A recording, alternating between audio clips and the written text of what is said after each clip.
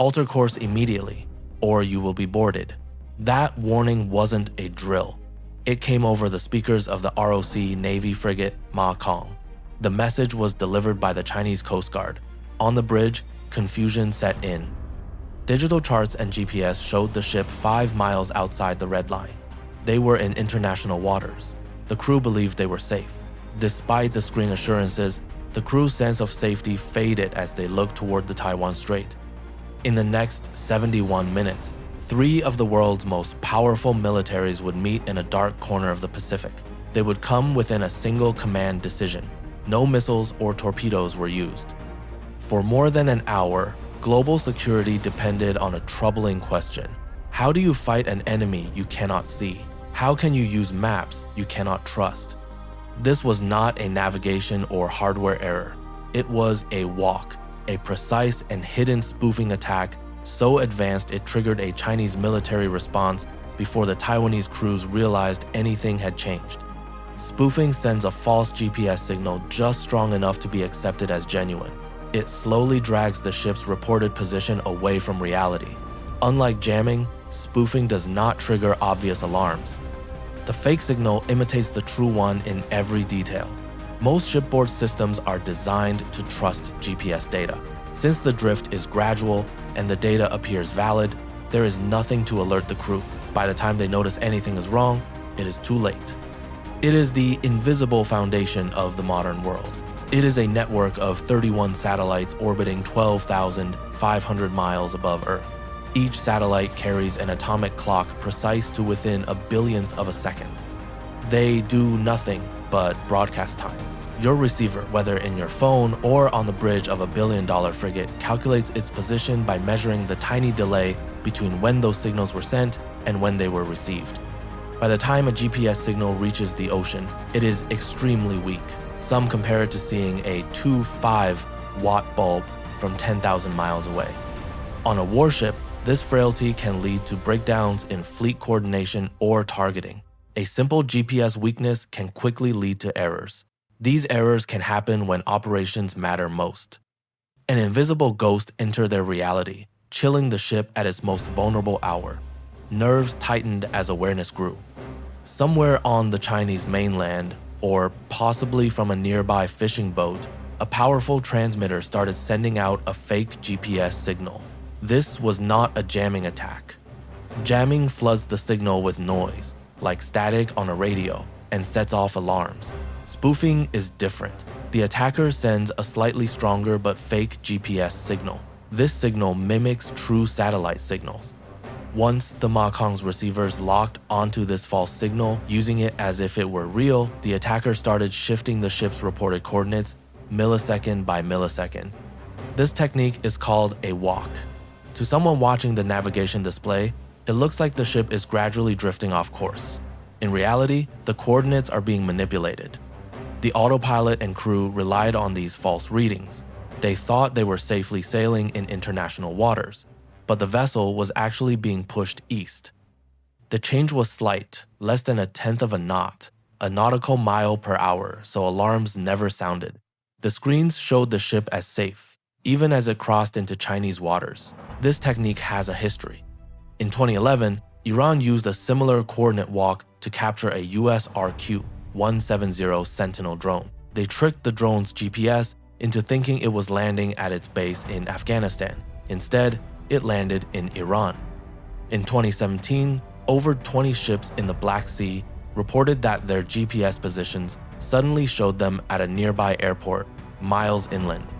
In 2021, multiple tankers in the Strait of Hormuz reported that their navigation equipment had been manipulated. This caused sudden, unexplained course deviations. In 2023, commercial vessels in the South China Sea documented unexplained GPS anomalies that imitated coordinated spoofing. The disruptions affected shipping lanes and raised international concern. These recent cases show the threat is widening and evolving. It now impacts both military and civilian ships. Those earlier attacks were basic and meant to confuse. But earlier attacks were basic, meant only to confuse. This was carefully planned. By 9:53 p.m., the Chinese Coast Guard ship 5204 had the Taiwanese ships on radar. To the Chinese commander, this was not a mistake. It looked deliberate, a move by two armed warships. In tense times, there are no accidents at sea, only intent. The Chinese ship moved to intercept. Its crew readied the main gun. They focused sensors on the Makong. 90 miles to the east, a US Navy E-2D Hawkeye monitored the situation from 30,000 feet. The Hawkeye is advanced and built to coordinate carrier groups. Radar operators saw 3 Chinese ships moving quickly toward 2 Taiwanese ships. On the shared data link with the USS Ronald Reagan, the icons turned red. To the Americans, this did not look like a simple border dispute. No, it looked like a Chinese attempt to seize or attack Taiwanese ships while the US was still far away. At this point, the US admiral on the Reagan made a decision based on what he knew. He ordered 2 F/A-18 Super Hornets to launch. Their mission was clear: fly low and fast over the Chinese ships, show the US was watching. Meanwhile, the admiral hailed the Makong over a secure channel. He asked for their status. The Taiwanese captain's response was calm, almost dismissive. "We are fine. We are maintaining our station in international waters. No Chinese vessels are within 5 miles." The admiral now faced 2 conflicting reports. His radar said the ships were almost touching. The Taiwanese captain said they were miles apart. Normally, naval rules say to trust the person on the scene. Not this time. In a digital conflict, the person can only trust their screens. The admiral realized the hard fact: acting on his radar could start a war. Not acting could put his allies in danger. The quiet that followed was dense enough to choke on the most tense moment of the night. The Chinese Coast Guard closed in, now just 2 miles from Makong. Their motions were unmistakably menacing. No more just tailing. They pressed to force a turn or risk a collision. On Makong's bridge, sweat beaded. The captain finally detected the Chinese ships on short-range radar. Still, the numbers twisted logic. His radar insisted the enemy was near, but the GPS whispered they were safe. The room hummed with anxiety. Alarms blared, but didn't match reality. The systems identified Chinese targeting radars, yet navigation showed an empty ocean. What saved the situation was not a computer or advanced technology, but a lighthouse. At 10:13 p.m., a young navigator on the Tiandan used a manual bearing circle. It's a simple tool for taking visual direction readings. He relied instead on traditional navigation techniques.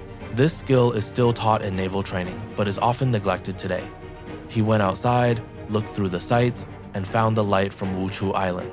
He took a visual bearing by sighting a fixed land object and measuring its direction. He lined up the ship accordingly.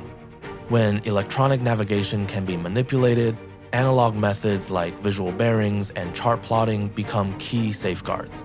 The ability to use basic navigation tools is important against digital deception. Frequent drills in these skills may be the only thing standing between safety measures and disaster. When the navigator returned with his measurement, he reported that the lighthouse appeared 24 degrees away from where the computer said it should be. This meant the ship's digital position was significantly inaccurate.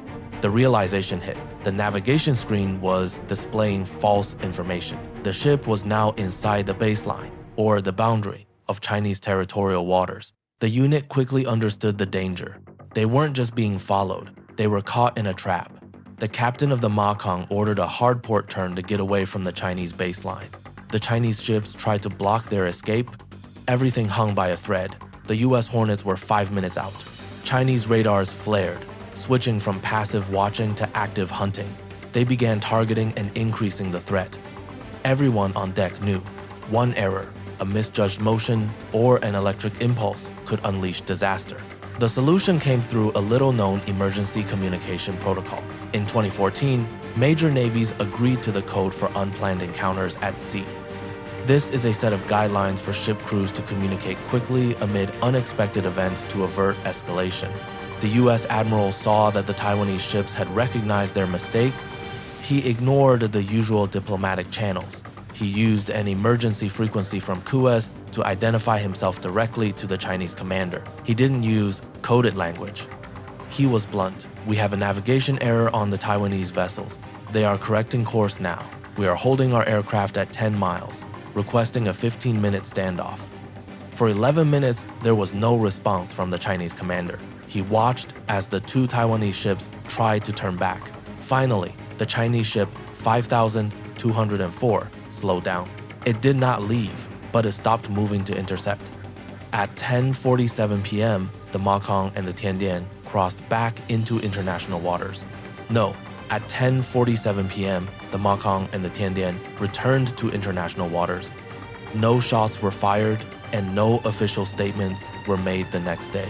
It seemed as if nothing had happened. The main part of the entire incident. When they reconstructed the walk the path the spoofers had forced the ships to take, they realized it didn't end at a random point.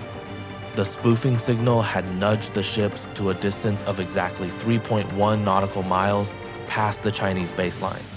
Why 3.1 miles? Under Chinese maritime law, 3 miles marks the hard enforcement threshold. Anything less might be seen as a drift or minor error.